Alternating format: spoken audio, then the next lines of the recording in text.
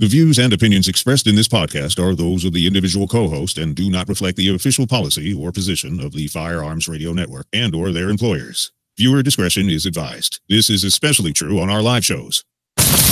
Broadcast for shooters, hunters, and gun enthusiasts. This is the Firearms Radio Network. The bandwidth for this episode of This Week in Guns is sponsored by Patriot Patch Company. PatriotPatch.co.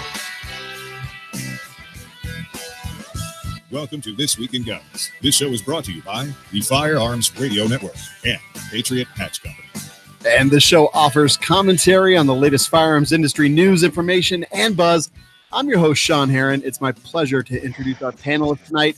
She is a founder and director of Rally for Our Rights, single mom, advocate for gun rights, our women's rights, and her name is Leslie Hollywood. Welcome to the show. Thank you. Glad to have you here.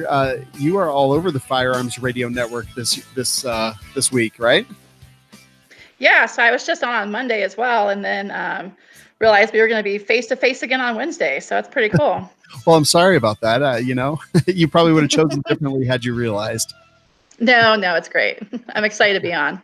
I love it. All right, we're going to get right into the news. At the end, I'll give you a chance to talk about all the stuff you've been up to. But before we do, I just want to recommend that our listeners go check out the Patriot Patch Company, patriotpatch.co. Patch of the Month Club is amazing. And our top stories tonight, we have Oklahoma constitutional carry will be legal November 1st.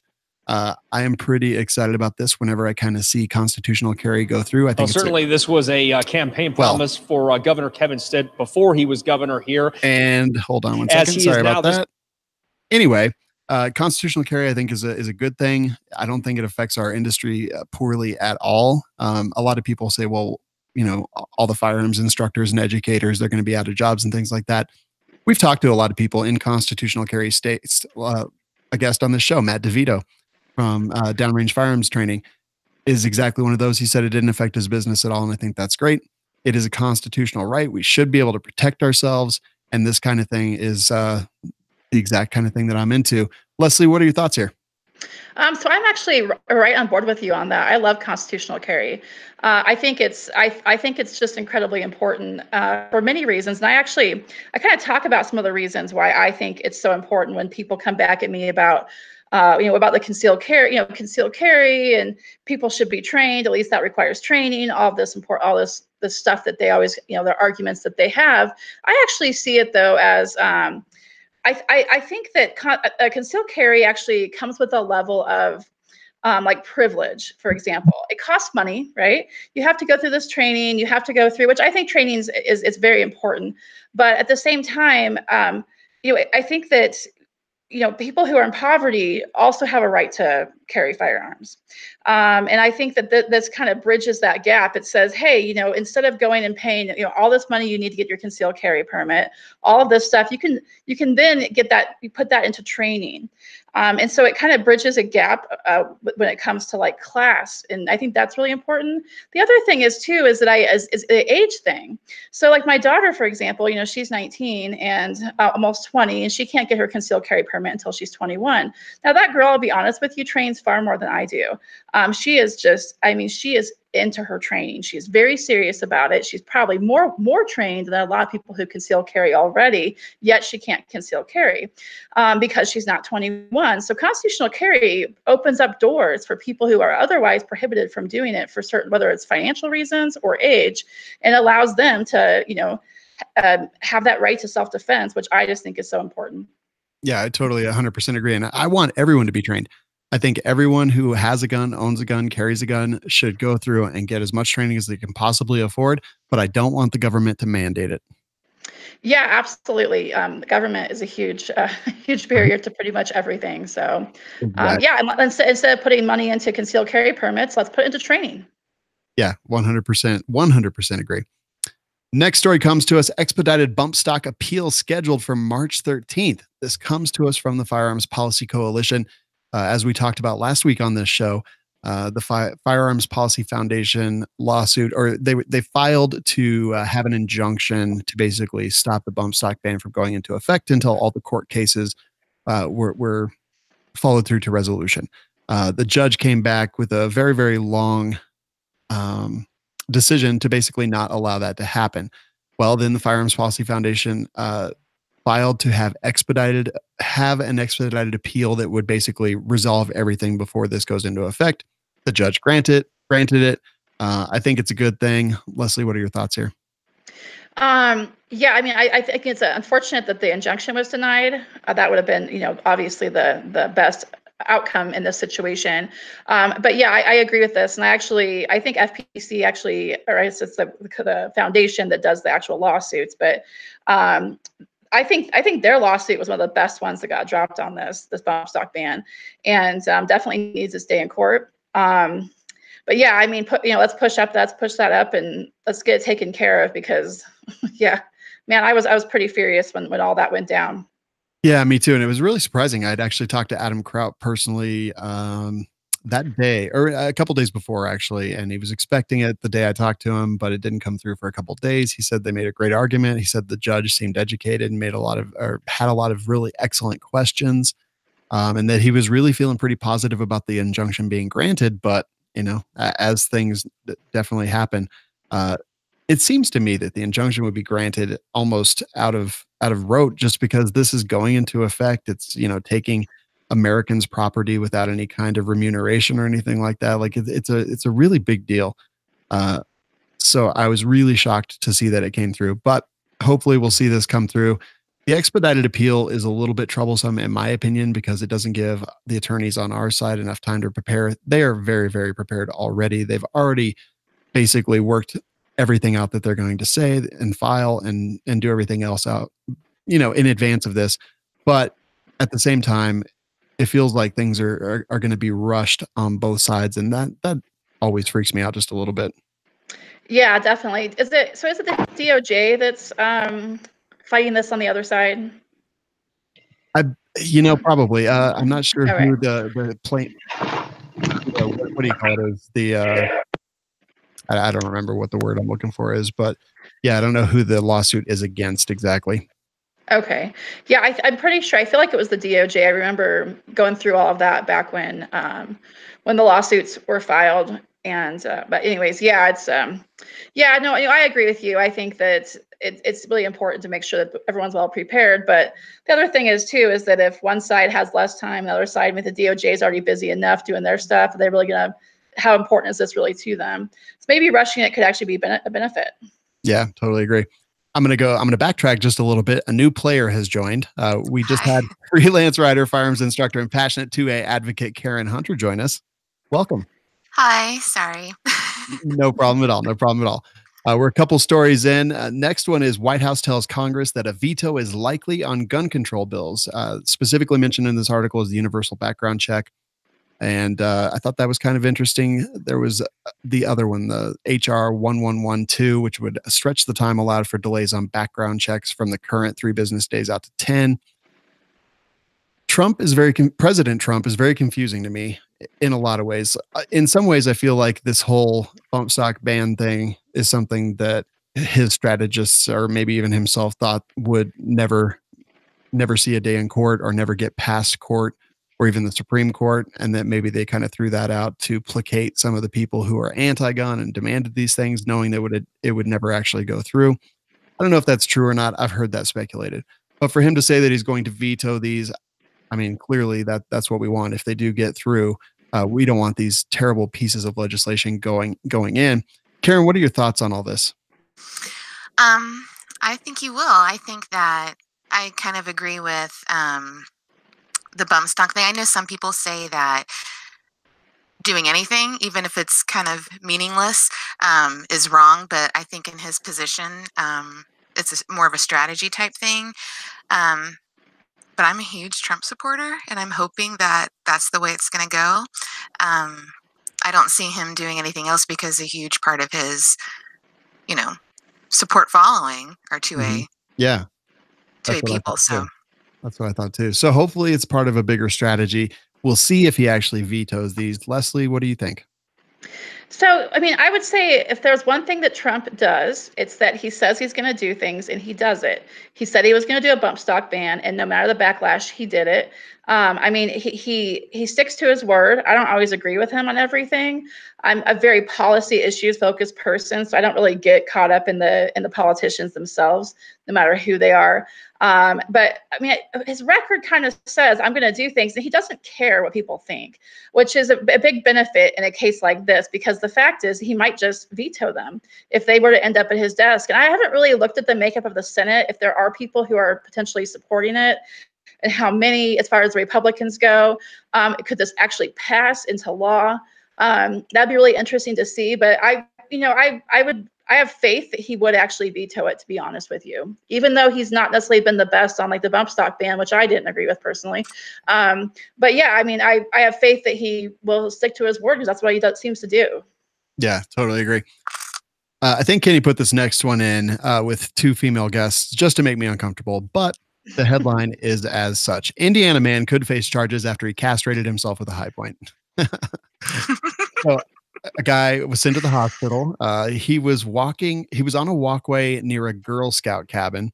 I'm not sure all the details there. That's all the details we have here. But the high point 9mm handgun that he was carrying in his waistband without a holster began to slip. He reached down to adjust the gun. It discharged. The bullet entered just above his penis and exited his scrotum. Did not have an Indiana handgun license.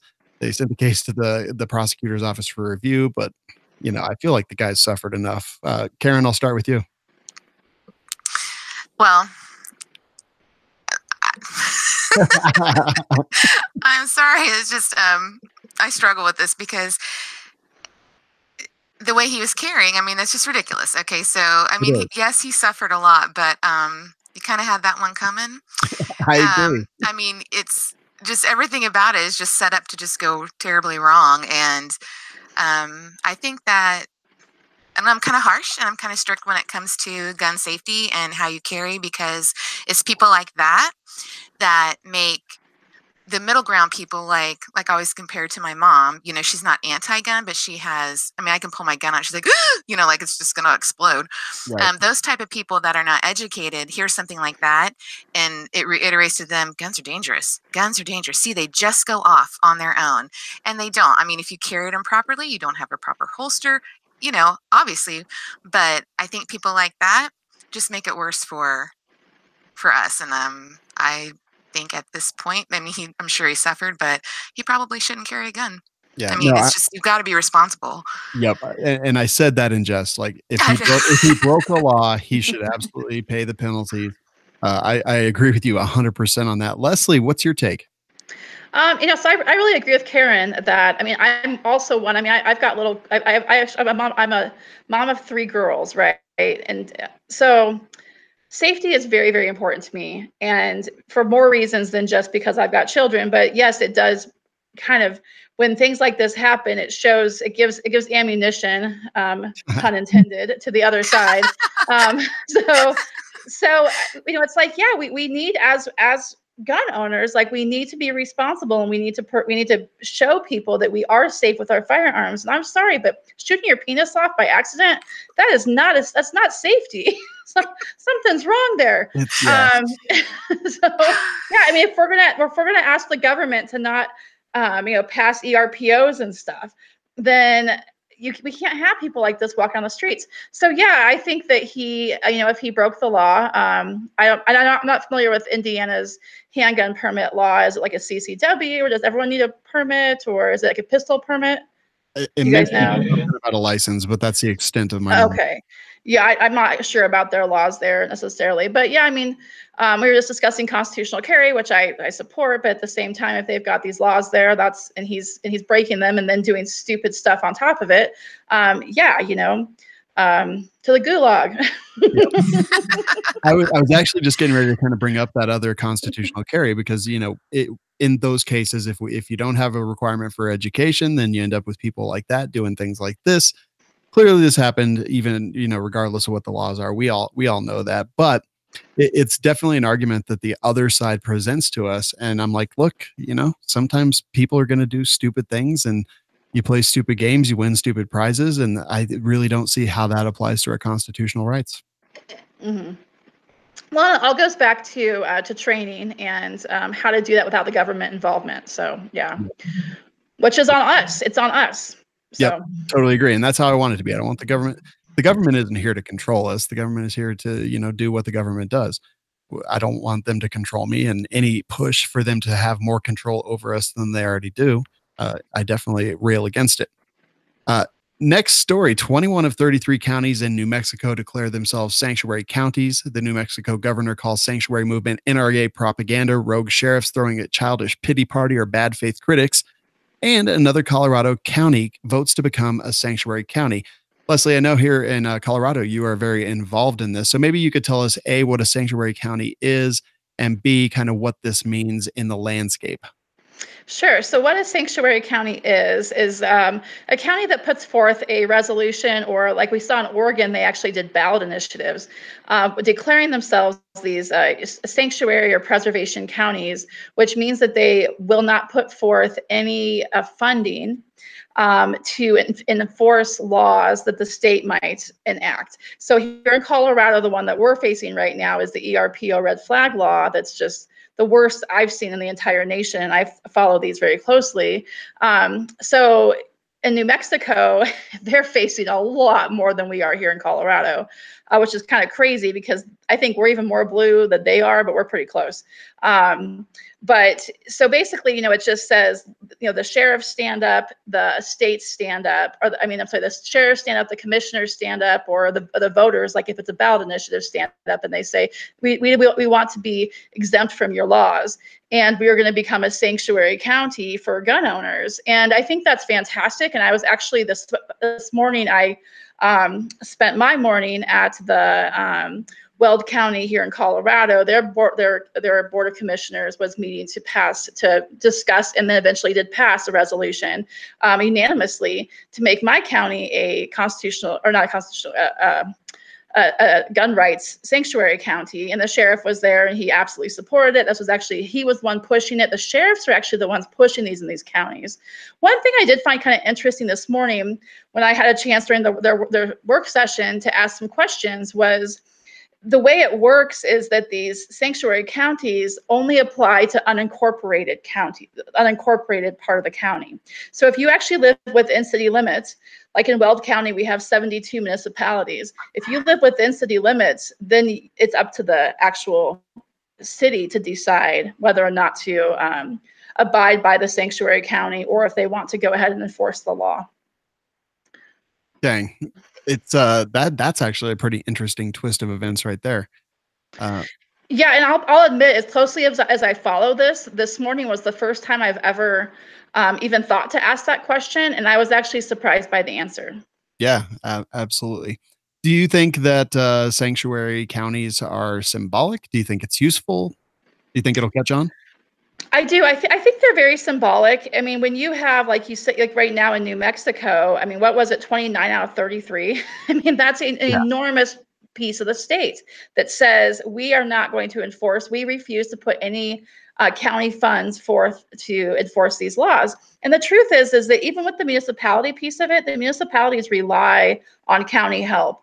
Especially, I mean, little tiny towns they don't have the money to store firearms. They don't have the money to get SWAT teams at doors, searching homes. I mean, so are they going to enforce these anyways when the county steps up and says, we're not going to? It gives them a reason to step up and say, neither are we. So I do think what they're doing is very important. I think it's partly symbolic, but I think it's partly very realistic at the same time. So that, I mean, it could eventually be challenged. I mean, the court could come back, the state court could come back and end up challenging the counties. I mean, here in Colorado, this is kind of a fun fact I always like to throw out. The only person with more power, the only elected official with more power than the sheriff is actually the coroner. So the coroner is the only person who can remove the sheriff. So ultimately, the sheriff is really, really the big dogs in these counties. So I think that what they're doing, I think it's fantastic. I support it 100%. And we're actually working across the state right now to try to get other counties to do this. I think we're on like 17 counties already in Colorado. They're popping up every day. I mean, the mainstream media can't even keep up. I love it. The optics are really good. Karen Hunter, what do you think about all this? I think that if that could catch on, I think it gives, it's like a ray of hope. there's so many people that feel hopeless in this fight. And I think that if that catches on and kind of like ripple effects everywhere, people could be almost very hopeful. And I think when people have hope, they don't feel like there's no use. They'll get out and vote. They'll get out and become active. They'll speak up. And I think that's the biggest problem in a 2A community is our voice isn't heard because so many people don't speak up. And a lot of people think, well, it's just useless. It's, everything's against us. So I think if that's accurate and that catches on and it's not just something that's symbolic, we could almost maybe see hope for a big change. Yeah, I think. I would like that a lot. Moving on from there, the ATF gets burned trying to memorialize the agents killed in Waco. So this happened a few days ago. They posted on their Facebook page, on this day 26 years ago, 4 ATF agents were killed in the line of duty in a mission outside of Waco, Texas. And good Lord, they got burned. One guy said, "This is not going to go like you think it's going to go," very early in the comment thread. I just wanted to read just a few of the best comments, and these might be a little bit tough, but I thought that they were generally pretty right on. Comment, ATF was burning kids alive before shooting dogs was cool. Comment, ATF Agent 1, we really need to work on our image after shooting so many dogs. ATF Agent 2, here's an idea. Let's remind everyone about that time we burned down a church full of women and children. Mission to protect the public by lighting them on fire. Weird flex, but okay. This post, I won't say that one. Can't wait until the Kent State Massacre appreciation thread. And I think that's fair. I'm generally very critical of the ATF's actions in Waco. And I thought that they kind of deserve to be roasted a bit, but it's kind of interesting having these government organizations on Facebook and social media and thinking that it's important and doing what they did. Karen, I'll start with you. What's your take on all this? I agree with you. I think it's fair and I think it's deserved. I think that, again, there's that middle crowd that doesn't understand. And when they memorialize these agents like that, and, it is a government agency and things, I don't know, it reaches they're trying to touch base with, sympathy and people that don't know, people don't know what they don't know, basically. And so I think that when people go on and put the truth out there, and even though it sounds harsh, it is what it is. Does that make sense? Yeah, it 100% does. And to be perfectly honest, like I'm sad that the ATF agents died. Like these decisions were made so far above their heads. I don't know anything about their character or what they were, but generally, these decisions are made up there, and then they choose to follow through with them or not. But Leslie, what are your thoughts? Yeah, I'm very much with you in that, I can empathize with their families and understand how government is so dysfunctional and how it works, that it isn't like they had these, it isn't like they went in there and said, we want to do this. Or they even knew what they were getting themselves into. Did they even know what they were doing? I think that's a really good question about Waco that I've kind of always had.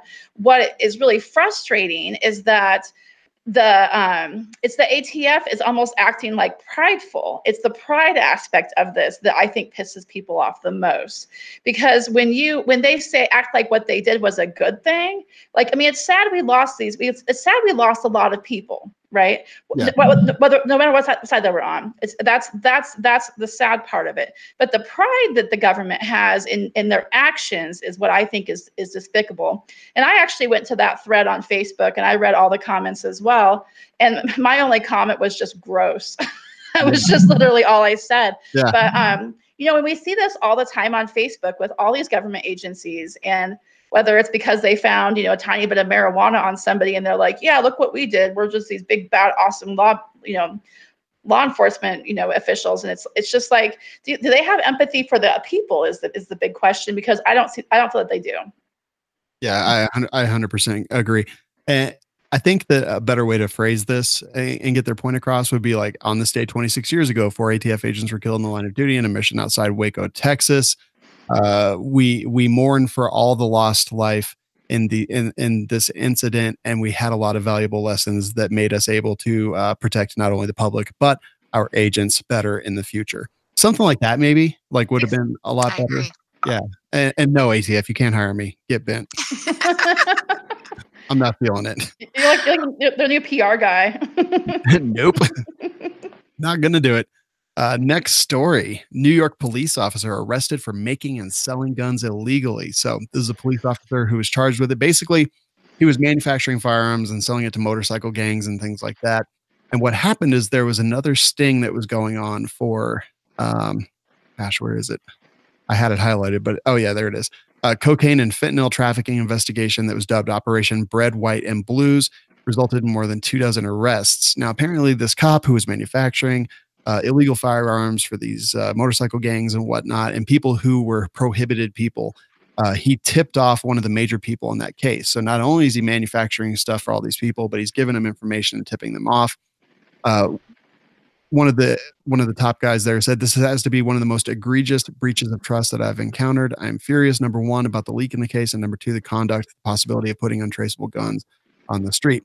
And this is exactly it. Like, I'm almost speechless in it just because it's so utterly ridiculous. This cop is out there literally putting these guns on the streets that are putting him, the general public, the Blue Brotherhood, and everyone else in danger. And it makes me so mad. Leslie, how about you?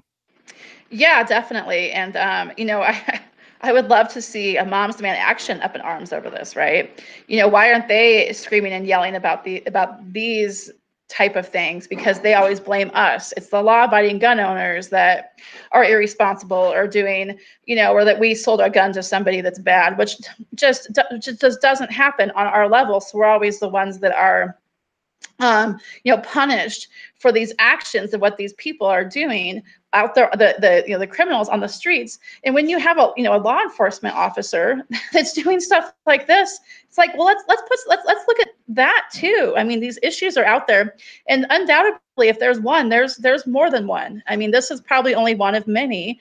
And not to dig on law enforcement at all, but the truth is that there are corrupt people within the system, no matter what level they're on, and they do stuff like this. And I'm glad he got caught. Yeah. Because it proves our point, which is that the bad guys, the ones that are putting those guns on the streets, are not us. Yeah, Karen. I agree with Leslie. It makes you irate to hear things like that, but that's just one that was caught. There's corruption everywhere. I think that as far as the 2A community goes, I don't think it looks as bad on us because, we are law-abiding citizens. I think that it's sad that it makes people kind of reiterates to them that you can't trust the system. You can't trust police officers. I think they should put a high point in his pants and let it go off. I'm just kidding. No, I'm 100% with you. No, but seriously, I mean, it's just, it's like Leslie said, these are going on into the streets. So even if you ban guns, even if you take them away from law-abiding citizens, there's always going to be a way that bad guys are going to get weapons or guns or whatever. I mean, so it's just not the answer. So in some ways, it's kind of good that he was caught in that, because it reiterates that point that there's, getting rid of guns isn't going to get rid of the crime. Yeah, the problem. Because, there's people out there doing bad things, no matter what, no matter how many laws there are that we put into place. And by we, I mean them. North Carolina moves one step closer to arming teachers. There's a new bill that lets North Carolina teachers bring guns to school, clears the first hurdle. All right, this is pretty interesting. This is House Bill 216, also known as the School Self-Defense Act. It passed its first reading on Thursday. I think this one is pretty interesting. It has a requirement of yearly drug tests and 16 hours of training. It's a little bit less than I'd like to see, but I'm still for the concept of this 100%. There is an educator that's pretty upset about it. He says, "We barely make a living wage. I don't want to be asked to shoot a child." Says an 11th grade teacher that I'm not even going to bother saying his name. Says, "I know a lot of teachers, but I don't know any that would ever want to carry a gun in their classroom." And that's funny because I've actually trained a bunch of teachers that want to carry firearms, and administrators that want to carry firearms in their classrooms. I've spent a lot of my time over the last couple of years teaching them the skills to survive in cases of active killer situations and things like that. So I know tons of them. I don't know who this guy knows, but that's not it. He said, "I think it's a terrible idea. We don't need a bunch of teachers running around with guns who don't know what's going on if they hear lockdown, lockdown." Supporters of the bill say allowing school staff to carry guns is the best first line of defense in a case of a school shooting. I think that I pretty much agree with that. Karen, why don't you start us off on this one? I absolutely agree. I think that, one, knowing that the teachers are armed, so an active shooter is going to be less likely to enter the building and do that, because he's going to be or she would be at a disadvantage, outnumbered, armed, whatever. So it's a huge deterrent too. I think that, yes, they would need more training. However, I think something's better than nothing. And just the confidence that it would give these teachers, and the children feel safe. But he said he didn't want to shoot a child. So I'm assuming is that what he said? Yeah. So he's just like the active shooter is going to be a student. Well, even if that were the case, it needs to be looked at as, instead of, oh, I don't want to shoot this child, look at all the children you're going to save. Would he rather a child being there with a gun, or someone being there with a gun and just, take lives, and there's no way to defend against it? But anyway, I think it's a wonderful thing, and I hope it goes, and I hope it spreads. We always put a scenario into our force-on-force medical training. In situations when we're teaching administrators and teachers and educators and things like that, we put a situation in there where it's a child who's walking back and forth with a knife, something like that, pacing back and forth, being crazy, and it's incredibly difficult for everyone who goes through that scenario. It's almost impossible, but people have to understand that the day may come where there is an individual that's hurting people, harming people, killing people, whatever it may be. And I personally always choose everyone else around them, the innocent people, over the person who's a killer. Just bottom line. Leslie, what do you think? Yeah, so I'm a mother, and my two youngest daughters, all three of my daughters grew up in what I call the era of school shootings, the era of lockdowns, the era of lockouts, things like that. And my two youngest are still, they're both in elementary school, one's 7 and one's 11. And whenever there is a school shooting, as a mother, of course, all of us kind of go to that place where we say to ourselves, God, what would happen if this happened at my child's school? And it's a terrifying thought, absolutely terrifying thought. But what's even more terrifying to me? That would happen and that there would be nobody there to defend them. That is the most terrifying thought to me as a mother. So I absolutely support, concealed carry in schools, and I support Faster Colorado. What they do is fantastic. And even here in Colorado, Faster has some very extensive training that they put into training teachers and whatnot. But here in Colorado, it's been legal for I don't even know how many years, long time. If you have the permission of the school board to conceal carry in schools, and rural districts in Colorado have been doing it for a long time. Yep. And without the drug tests and without the training that this bill even requires, and they don't have issues. I love the aspect of the more extensive training. I think it's very important. And which is why I support organizations like Faster so dearly.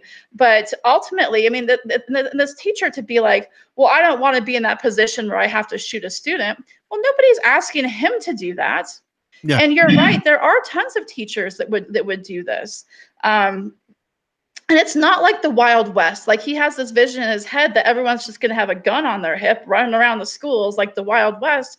No, any teacher that volunteers is the big piece of this. To do that, they genuinely care, and they want to be trained. So yeah, I absolutely support the idea of arming teachers, and I wish we'd see it more often. Yeah. One of the bill sponsors, Representative Larry Pittman, says, and is quoted in the article here, "I am sick and tired of students and school personnel being defenseless, sitting ducks for people who want to come into gun-free zones and attack them. There are teachers who have concealed carry permits who are willing to get further training to be the first line of defense if necessary, or the second line of defense if the school resource officer goes down. The right to life dictates their right to self-defense. We're not talking about making anyone be armed if they do not wish to do so, but those who are willing and capable to defend themselves and the children while waiting for police to arrive have the right to do so, and that right should not be hindered or infringed." I think that's very well said. Yes. Next story. 20-year-old wannabe rapper arrested for threatening cop on video. I don't know if you guys watch this video, but it's pretty crazy. There's an aspiring rapper, don't care about his name, but he's been arrested for threatening to murder a uniformed Chicago police officer in a viral Facebook Live video. Basically, he's sitting in the car. He's got two guns on his lap. He says, "We're going to kill him. You better mind your mother bleeping business, bleep." I'm going to kill you. He pans the camera to the officer. He's like basically kind of taunting the guy. I don't know if he had tinted windows or what the cop was doing. Just goes on and on and on and on. And finally the officer, turns or, continues on whatever it was. He wasn't messing with him. He wasn't going to pull him over. He was literally beside them at a stoplight. And this is one of those things where I'm like, cops have a tough job. That cop's sitting, that officer is literally sitting in his SUV at a stoplight, probably has no idea that this stuff's going on in the car next to him, that there's death threats, that there's multiple firearms. And this is a prohibited person, by the way. He's also already been arrested on 2 occasions in 2015 with unlawful use of a weapon. So clearly not a good dude. And he's just making a huge joke out of the entire thing. It was pretty tough for me to watch, just knowing that, our officers actually have to do that. There's definitely bad people on the forces out there, but generally I think that most cops are really good people. And the things that they have to deal with on a daily basis like this, it really makes me feel for them. Karen, what do you think?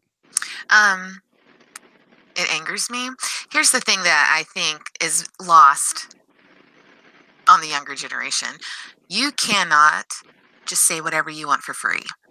And what they've learned is there's no consequences. There's no consequences. Like there's no consequences in school. Teachers' hands are tied. They can't look at a child cross-eyed or teach them any amount of respect without it. Oh, that's not positive reinforcement. And all the lines are so blurred. So like someone like him that he thinks he's funny or whatever, he's just trash. I'm sorry, it is, but he's just saying whatever he wants and he's broadcasting it. And I think that he should be punished. I think that he should be arrested. I think that even though nothing physical happened, it was a threat. It should be taken seriously. It was against our law enforcement, have a hard enough time already. And I think being punished will send a message to everyone else that, you know what, you might want to watch what you say. You might want to watch what you do. You just cannot say whatever you want for free. You just can't. 100%. It's like, this is real life. Like people on the internet, they think that there's no repercussions for their actions. They can do whatever they want. They can do whatever. But this just goes to show this is actually real life. This is people's lives. This isn't conducive to society's well-being. And there's clearly repercussions. Leslie? Yeah. That's pretty disgusting. I actually hadn't heard about this at all. There's one thing I always say about like police brutality, which does exist. There are bad cops within the force. Yeah. There's bad people everywhere, and they wear different uniforms, whether it's a trash truck uniform or a police officer uniform. Bad people just exist. So we do have, we have that issue there. But then at the same, and I always say that when that issue in itself creates fear within the community of like law-abiding people. And then you have people like this rapper who does stuff like this, and he creates fear within the law enforcement community. So all it does is just make this divide further, which makes things, honestly, in my opinion, more and more dangerous. And I think, I'm glad that they arrested him, to be honest with you. I had a situation like last year, maybe a little over a year ago now, where I had somebody in my own town. I live in a tiny little town. And I had somebody in my own town who was sending me messages on Facebook saying things like, I hope someone puts a bullet in your brain. You're attention seeking bleep.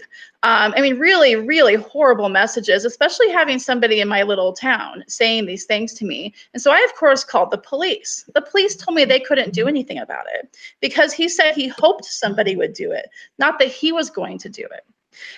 So it was like these little lines. And I'm like, so this person's just going to continue to be out there who clearly wants to do me harm with a firearm, which you guys are supposed to be so afraid of, or not the police officer, but the community. It's like, it's supposed to be such a serious issue, and you refuse to do anything. Talk about like ERPO stuff right there. Yeah. Why can't you guys go over? It makes no sense to me why that individual could not have been charged, and he ended up backing off and everything, but still creates fear. It's like, I'm not going to stop speaking up for what I believe in because people want to threaten me, and police officers shouldn't have to say, I'm not going to, do my job because people are threatening me. So I'm actually just really glad to see he got arrested. Yeah, me too. That's pretty crazy. It's all about the what do they call it? Well, the First Amendment. It's inciting action is what it is, not just hoping something bad happens, which is so. I mean, I get it, but the fact that cops can't do stuff about stuff like that, it's harassment at the very minimum. Yeah. Scary. Washington moves to reduce concealed carry. Washington lawmakers are basically mapping a strategy to reduce concealed carry there. And how they're doing that is they're putting a new set of requirements and criteria in so that anyone applying for a concealed pistol license would have to take a minimum of 8 hours of instruction. I want to read what it includes. Basic firearm safety rules, safe handling of firearms, firearm and suicide prevention, safe storage of firearms, state and federal firearms laws, state laws pertaining to use of deadly force, techniques for avoiding a criminal attack, and how to manage a violent confrontation, including conflict resolution, firearms and children, including safe storage of firearms, and talking to children about firearm safety, and live fire shooting exercises on a firing range that includes a demonstration by the applicant of safe handling of and shooting proficiency with each firearm that the applicant is applying to be licensed to carry. I think that's a great list voluntarily because, again, the Second Amendment is a right, and this is definitely an impediment to people actually exercising their naturally given rights. This costs money, so it's kind of a Jim Crow law because it basically takes people who are too poor to afford it, takes self-defense away from them, and makes them break the law, which it's a vicious cycle. Some of these things are very unclear onto what the very specific key features of what they're trying to get across are. And this is it's bad news disguised in good news because this makes it tougher for people to actually get a concealed carry permit, to defend their lives, to carry a firearm, to exercise the Second Amendment.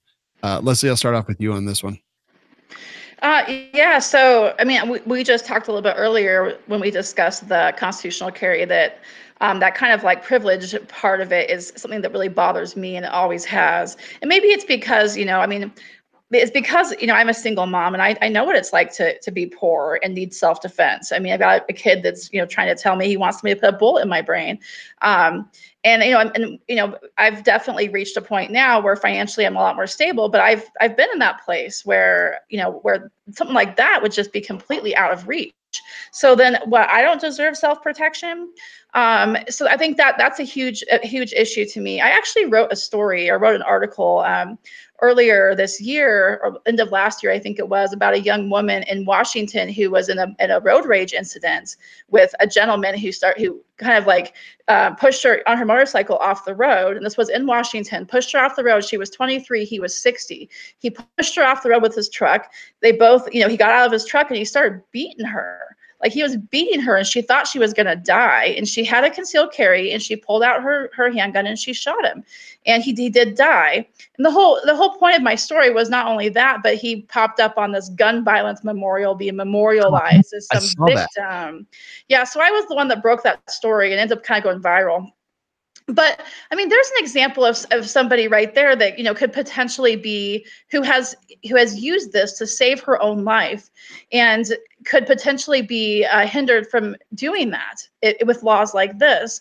And then the other question I always have is, is how much is the anti-gun lobby spending on lobbying for this bill? Because you know what they could do if this really mattered to them, they could take that money and they could offer free firearms training to concealed carry holders. I mean, what they're doing is it's just again goes back to wanting less people to have guns. Yep. Karen? I agree. I think that, like what you said, is bad news disguised as good news. On the outside looking in, it looks all, this could be something, but it's just another one of those things where if we can't blatantly just take it away, let's make it as difficult as we can for as many people as we can. And it just keeps happening one by one by one by one more, to where either people are breaking the law just so they can, have a gun because they can't afford it, or so I think it's just a sneaky little way that they're getting what they want. It is, and they disguise it in something that might make sense unless you actually apply some critical thought to it. You don't want the government doing this. It's why I'm against, honestly, national reciprocity, because I don't want the government setting the standards for all these different. I don't want the federal government overriding states' rights and what they decide.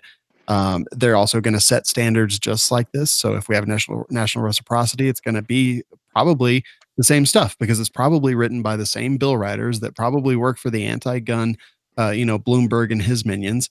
And I don't want the federal government, the state government, whatever, putting those kind of impediments in place because it is a form of gun control. So even if it does make a little bit of sense to people out there, don't fall for it.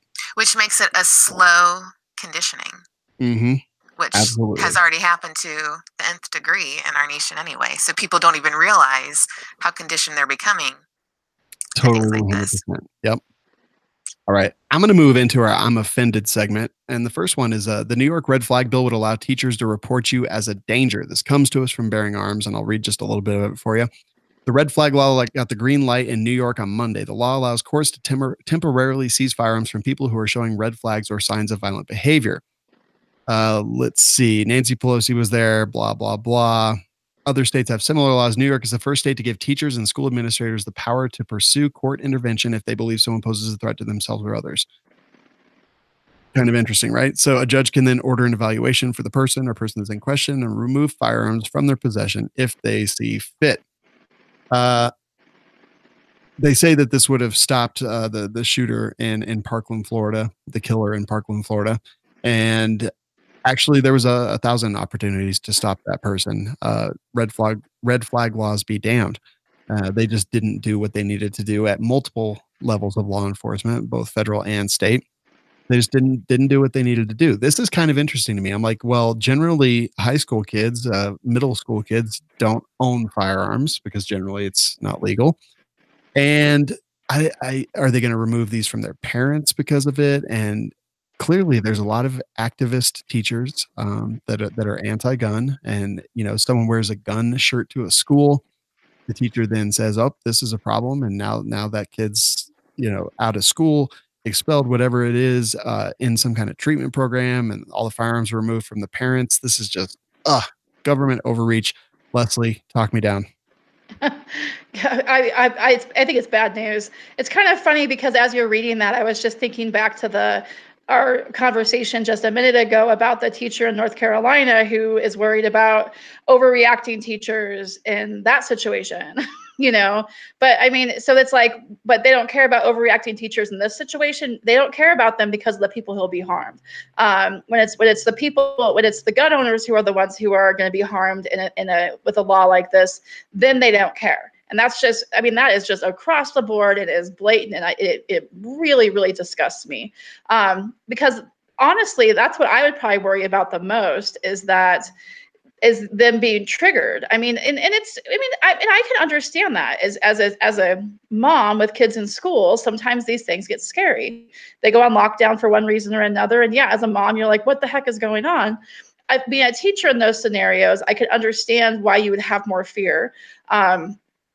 But I could see it definitely if it wasn't just activist teachers, which is a whole other part of this, but just fearful teachers that are overreacting. And then before you know it, you've got, that's the other thing is like the students shouldn't even own firearms because they're too young, especially in New York. I mean, and then so what are they going to do? Go to the parents' homes, the family members' homes? I mean, how are they going to determine all of that? That just seems like kind of definitely very crazy. And I think there's so many, I like to always talk about solutions, so is this a problem? It probably is. So how could we, without creating a law, how could the schools, create some sort of a system where, the school counselor discusses it with the parents, or like, how can we just stop going right to the cops? How can we stop going right to the police and to the government and to a law into confiscating guns? Like it's not black and white. So let's find that space in between. Karen? This is just bad news all the way around, I think, because one, what would give the teachers the right to determine? So you think obviously there's actions that would seem, you can tell when somebody's being irate or somebody's being, there's levels, right? But at what point does it get to, they looked at me cross-eyed. Oh, you're out. That's this, it's that. There's no balance. There's no line. So the scary thing is we'll just pretend, I have a kid in school, right? And maybe he gets in an argument with another child or whatever, and it's, oh, you're out, you were hostile and whatever, and it wasn't even that bad. So now they're, he doesn't have a gun, he's not 21, so where are they going to come? My house. And if you come to my house and you look in my gun cave, you're going to find tons of ammo, tons of guns. This is what I do for a living. But it's going to appear, oh, this is what's wrong with this kid. His, look what he's around. Look what's in the house. What's she planning? Do you see what I'm saying? So I think it's just bad on so many levels. I don't think that teachers should have the power to do anything like that, because there are some good teachers, but there are some very liberal-minded teachers that would not even be able to gauge properly, a level of behavior. Do you know what I'm saying? Totally. I just think that there's some things that shouldn't be taken out of the hands of the police or, certain authorities. That's just my opinion. But due process, like that, it is just for a reason. I think that that's something that could go crazy fast.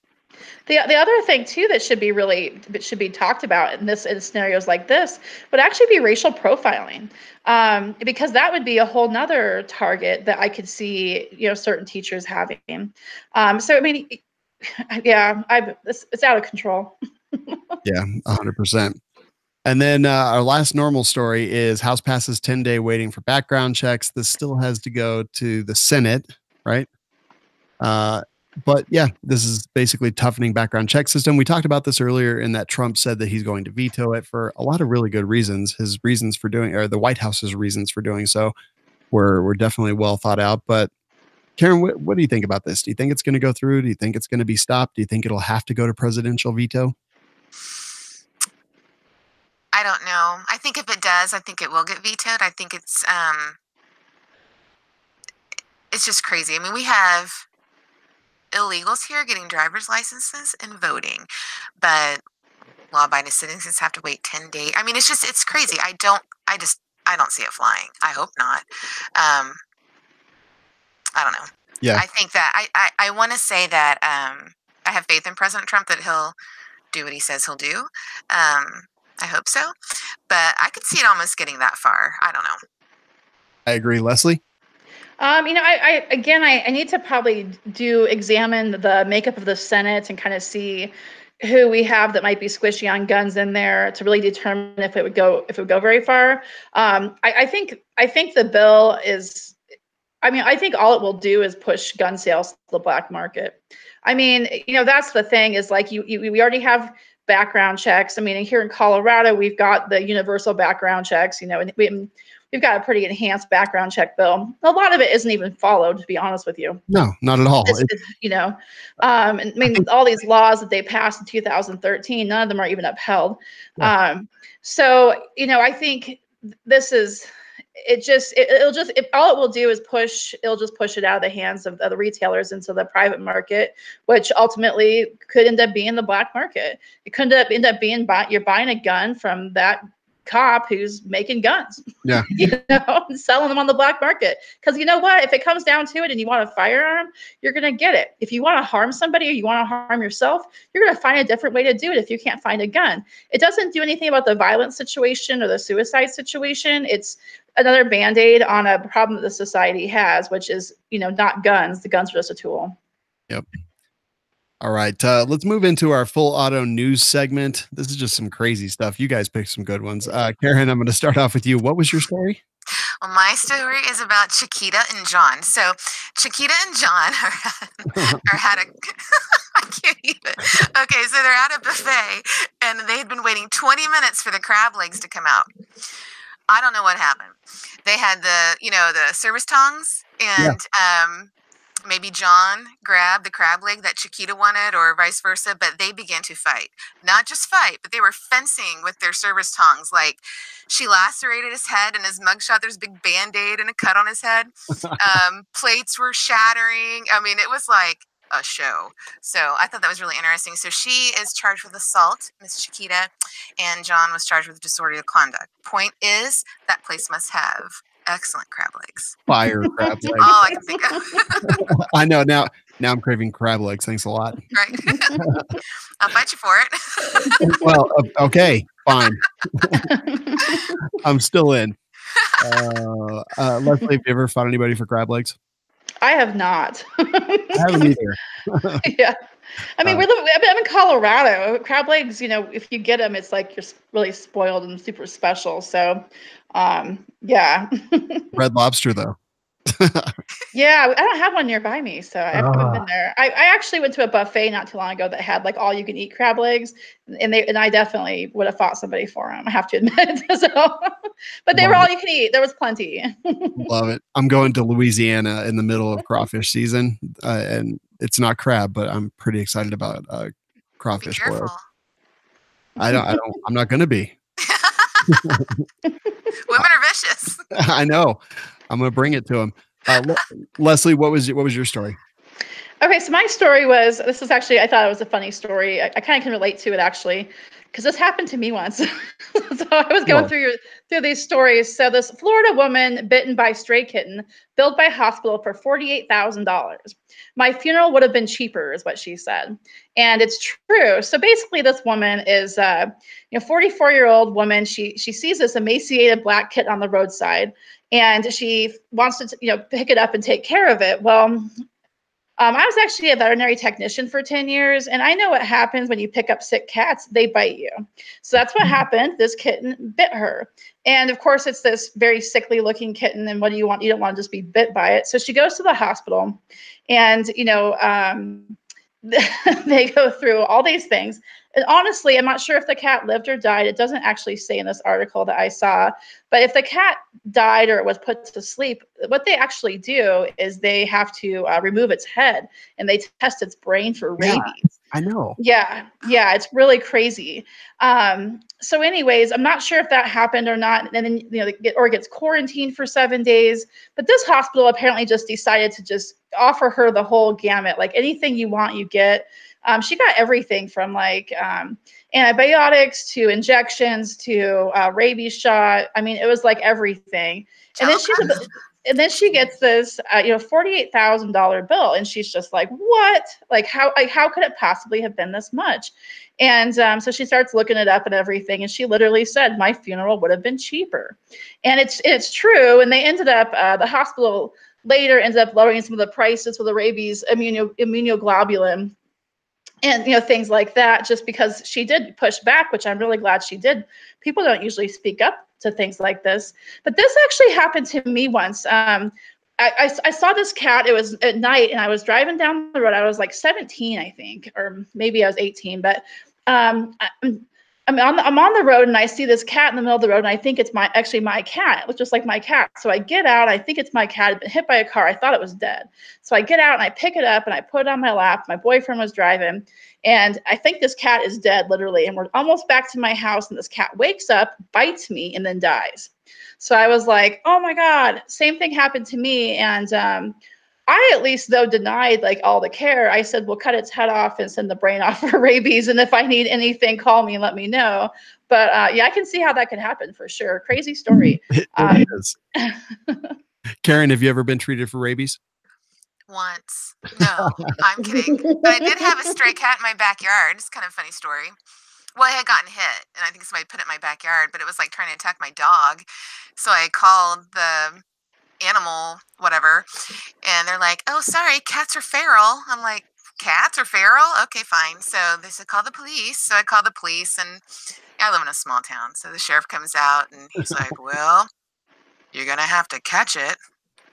That's why I called you. I don't want to touch it. Like, it's like, angry. And I said, and it's, it's hurt. It had been hit. And I said, "I think it's going to live." And I was like, "It probably needs to be shot." He said, "Do you want to shoot it?" No. I said, "It's illegal.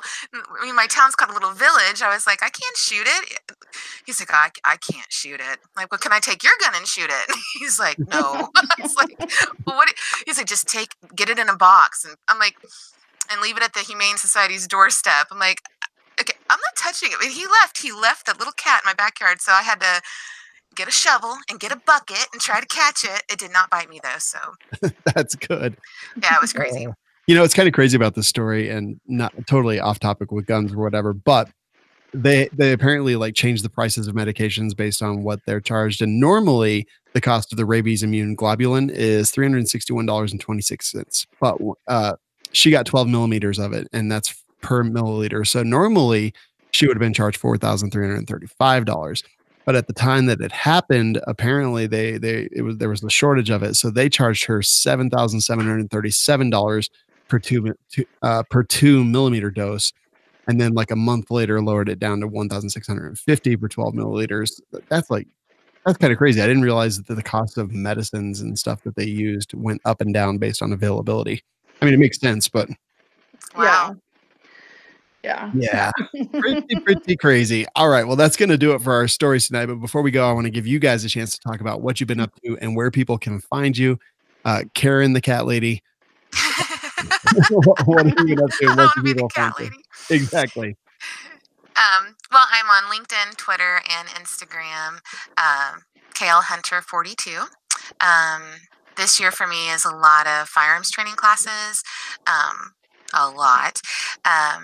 I have a bunch of things going on that I'm under an NDA and I can't talk about right now. So Ooh.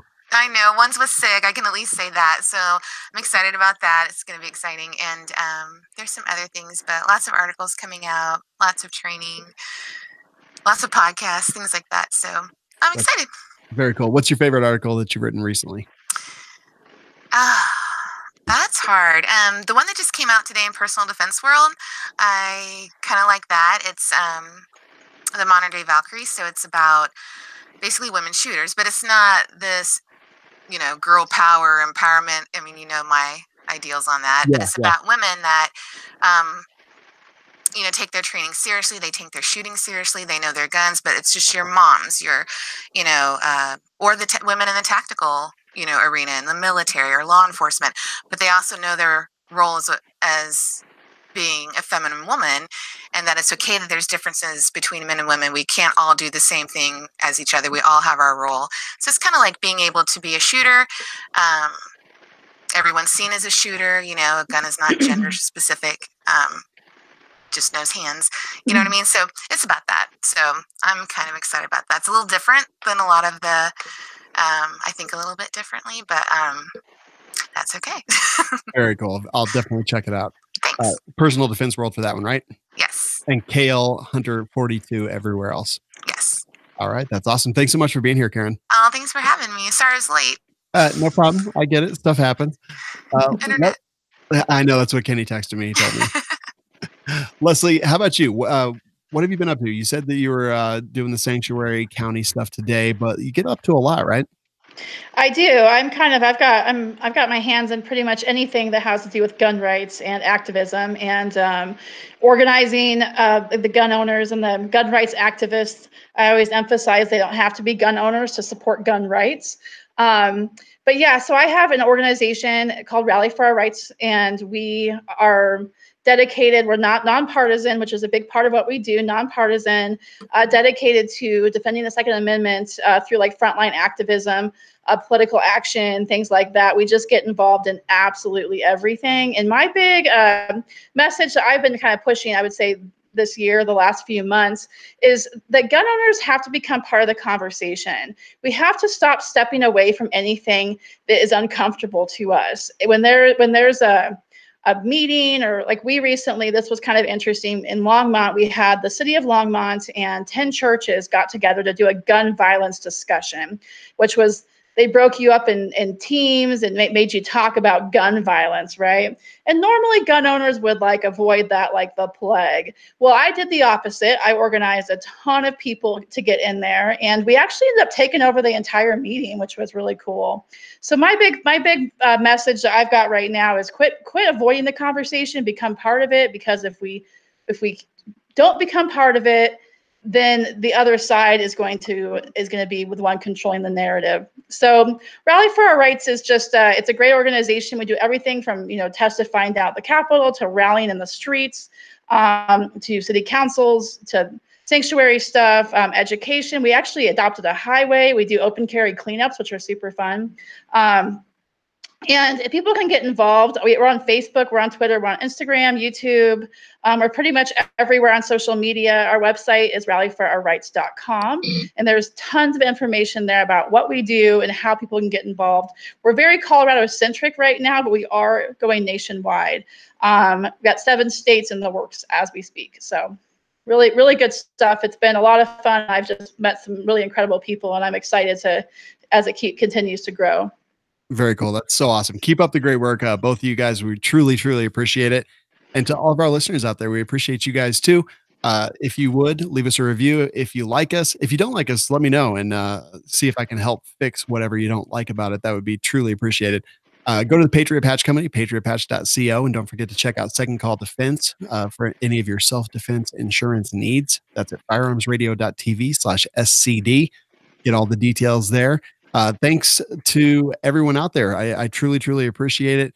And don't forget that This Week in Guns is produced by Kenny Ortega and is a production of the Firearms Radio Network. And I'll talk to you all next week.